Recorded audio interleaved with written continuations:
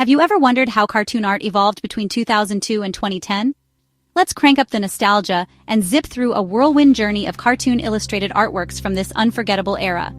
This was a magical time when animation was getting bolder, brighter, and a little bit weirder, in the best way possible. Picture this. It's 2002. I'm glued to the TV, totally absorbed in the hand-drawn adventures of shows like Kim Possible and The Fairly Odd Parents. The lines are thick, the colors are wild, and every expression is exaggerated for pure cartoon chaos. Art style back then?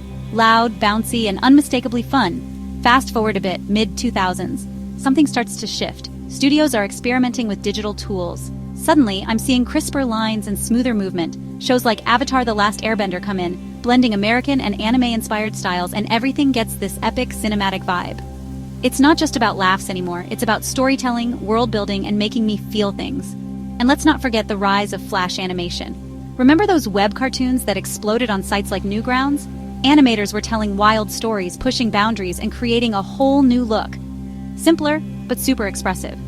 This era made it possible for anyone, anywhere, to get their art noticed.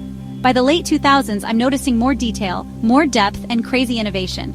Shows like Phineas and Ferb and Chowder bring bold patterns, mixed media, and that totally unique anything-goes energy.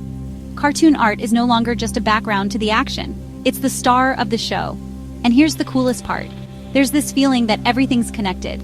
Artists are inspired by each other, borrowing styles, mashing up influences, and daring to be different. Every time I rewatch these shows, I notice new details in the backgrounds, the character designs, even the way colors set the mood.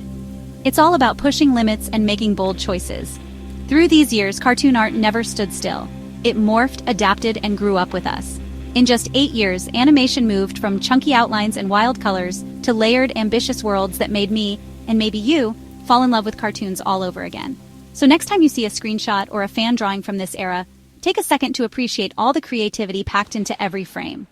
Because those cartoons, they weren't just shows, they were works of art. Goodbye for now.